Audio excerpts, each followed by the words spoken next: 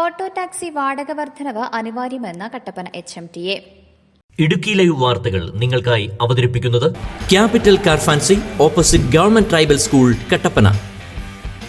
Petroleum ഉൽപ്പന്നങ്ങളുടെ വിലവർധനവ് ഏറ്റവും പ്രകടമായി ബാധിച്ചിരിക്കുന്നത് മോട്ടോർ തൊഴിലാളി വിഭാഗത്തെയാണ്. ഓട്ടോ ടാക്സി മുതൽ കോൺട്രാക്ട് കാരേജ്, സ്വകാര്യ ബസ് തുടങ്ങിയ ഭാരവാഹനങ്ങളിലെയും തൊഴിലാളികളെയും തൊഴിലുടമകളെയും ഒരുപോലെ ബാധിക്കുന്ന ഇന്ധന വില വർധനവും ഒപ്പം ഇൻഷുറൻസ് പ്രീമിയം വർധനവും ടയർ സ്പെയർ പാർട്സുകളുടെ വിലവർധനവും മോട്ടോർ വാഹന വ്യവസായ മേഖലയെ ആകെ തളർത്തിയിരിക്കുകയാണ്. നിത്യോപയോഗ സാധനങ്ങളുടെ അമിതമായ വിലവർധനവിന്റെ ഒരു പ്രധാന കാരണവും ഇന്ധന വിലവർധനവ് തന്നെയാണ്.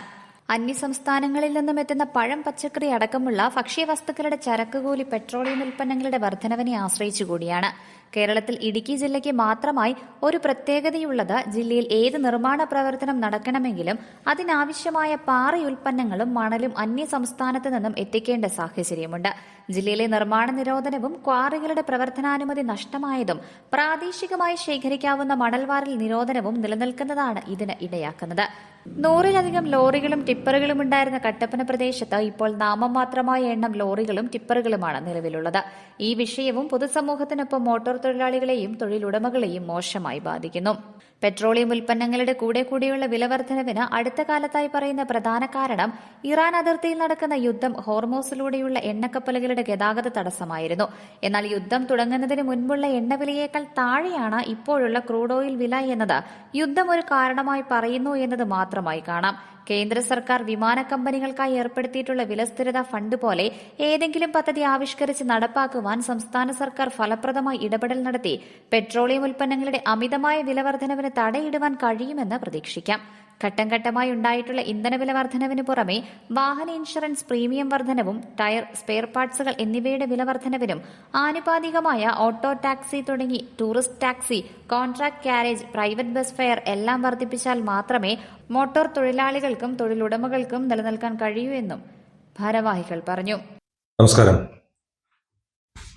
ഹൈറേഞ്ച് മേഖലയിൽ autorickshaw, taxi, tourist bus, goods വാഹനങ്ങൾ തുടങ്ങിയ മേഖലയിൽ പ്രവർത്തിക്കുന്ന തൊഴിലാളികൾ ഉൾപ്പെടുന്ന ഒരു സംഘടനയാണ് HMTA എന്ന് പറയുന്നത്.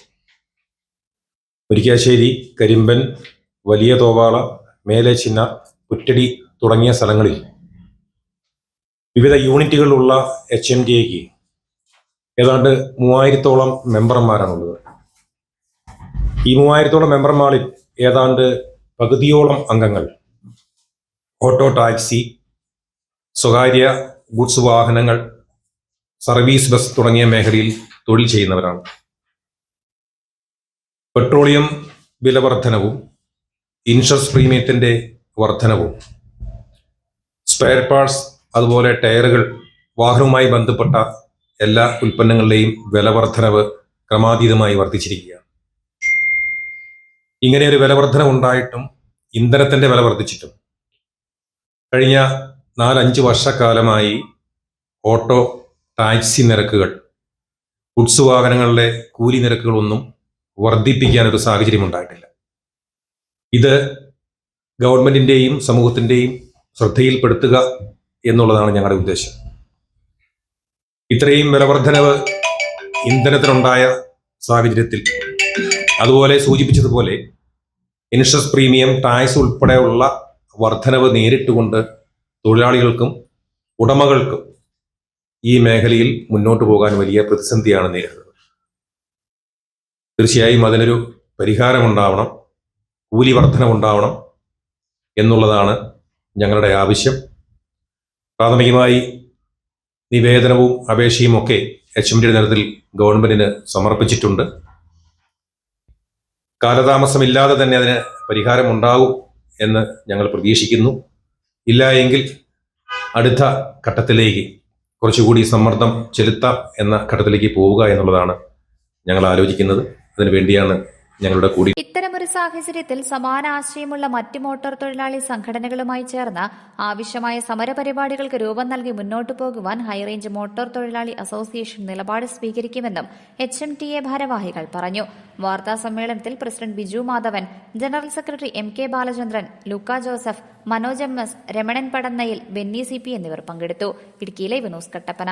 ഇടുക്കി ലൈവ് വാർത്തകൾ നിങ്ങൾക്കായി അവതരിപ്പിച്ചത് ആത്മവിദ്യാലയമേ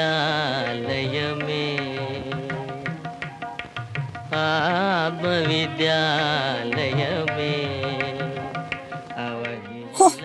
ഇതിനകത്തിരുന്ന പുട്ട് പോലെ പുഴുങ്ങിയെടുക്കാലോ. എന്റെ പപ്പ ഈ മൂട്ട പോലത്തെ പാട്ട വണ്ടി ഒന്ന് മാറ്റിക്കൂടെ? ഈ വണ്ടി മാറ്റിയിട്ട് ഒരു പരിപാടിയില്ല.